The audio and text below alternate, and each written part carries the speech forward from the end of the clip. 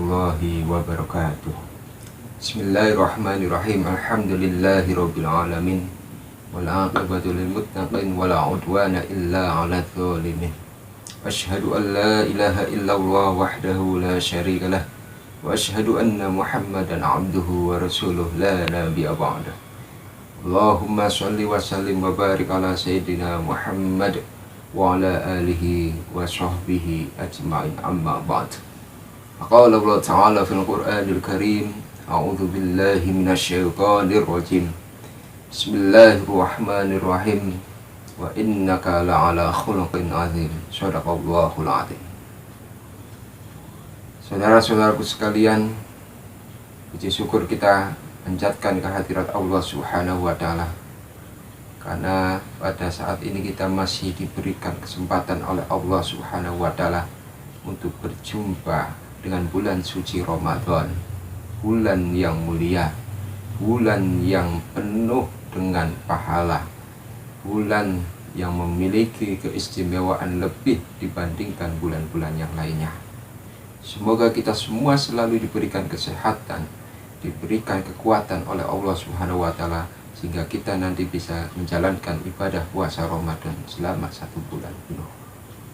Saudaraku sekalian, sebagaimana yang kita ketahui bahwa Rasulullah Muhammad SAW adalah sosok teladan kita, sosok panutan kita yang menjadi suri tauladan bagi kita. Segala perilaku beliau, segala ucapan beliau, segala kehidupan keseharian beliau dan ibadah-ibadah beliau hendaknya menjadi rujukan bagi kita semua untuk kehidupan kita sehari-hari. Dari diri Rasulullah ini tercemin akhlak yang mulia, sehingga Allah menyatakan di dalam Al-Quran, Bismillahirrahmanirrahim, wa innaka la'ala khuluqin 'adzim. Sesungguhnya engkau Muhammad benar-benar memiliki akhlak yang luhur, akhlak yang mulia.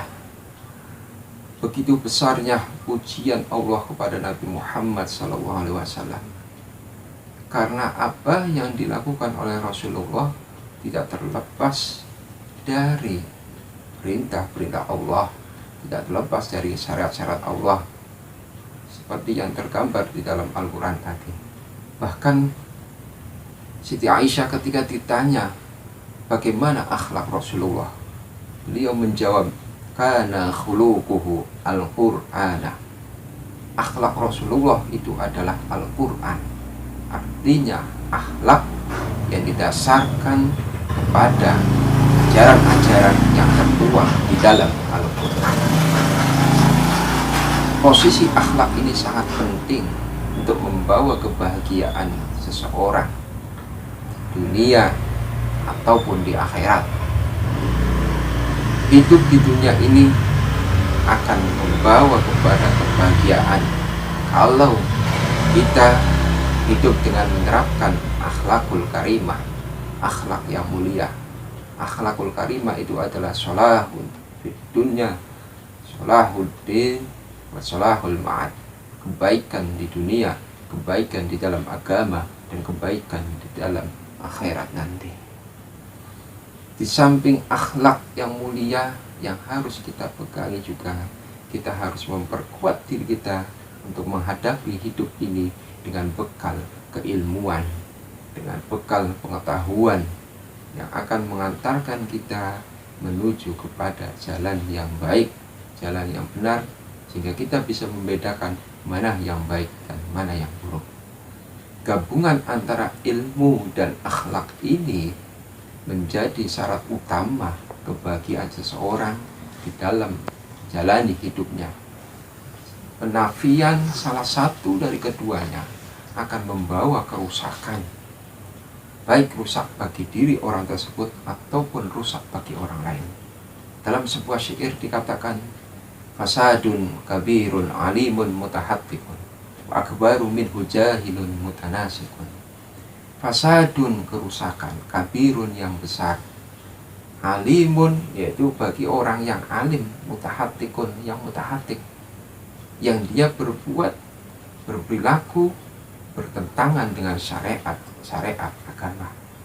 Ada orang yang berilmu yang justru perilakunya bertentangan dengan ketentuan-ketentuan agama, inilah yang akan menimbulkan kerusakan yang besar. Wa akbaru minhu jahilun, bahkan lebih besar lagi rusaknya dibandingkan orang alim yang mutahatib tadi, yaitu jahilun mutanasikun, orang yang bodoh yang tidak tahu ilmu, mutanasikun tetapi dia ahli ibadah. Karena apa? Dengan ibadah yang tidak didasari dengan ilmu ini menyebabkan dia tidak tahu apakah ibadahnya ini sudah benar atau betul, apakah ibadahnya dirusak atau tidak. Karena ibadah itu harus dengan menggunakan ilmu.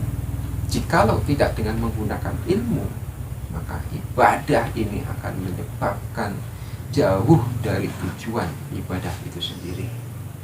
Oleh karena itu, hendaknya marilah kita perdalam ilmu kita, terutama ilmu agama kita, dan juga kita harus senantiasa mengikatkan diri kita dengan perilaku-perilaku mulia, akhlak yang mulia, sehingga perilaku mulia tadi, akhlak mulia tadi akan menancap di dalam diri kita dengan didasari keyakinan akan kebahagiaan yang akan kita dapatkan. Seperti yang dinyatakan oleh Imam Al-Ghazali, akhlak itu adalah hayatun rasikhatun fin nafsi, yaitu keadaan kondisi yang tertanam kuat, sifat-sifat yang tertanam kuat di dalam diri seseorang. Tasduru anha al-af'alu, yang bisa memunculkan perbuatan-perbuatan, perilaku-perilaku bisuhulatin wa yusrin, secara mudah, min ghairi hajatin, tanpa membutuhkan ila tafakkurin wa rawiyatin, tidak perlu dipikirkan, tidak perlu diangan-angan. Jadi akhlak itu sifatnya spontanitas, tidak perlu pertimbangan, tidak perlu pertimbangan-pertimbangan duniawi, tidak perlu pertimbangan-pertimbangan politis, ataupun tidak perlu pertimbangan ekonomi. Akhlak itu semata-mata hanya mengharapkan ridho Allah, mengharapkan pahala dari Allah Subhanahu wa ta'ala. Dengan ilmu yang kita miliki dan juga dengan akhlak mulia yang kita miliki, maka niscaya kita akan dijauhkan dari kerusakan-kerusakan, baik kerusakan di dunia ataupun kerusakan di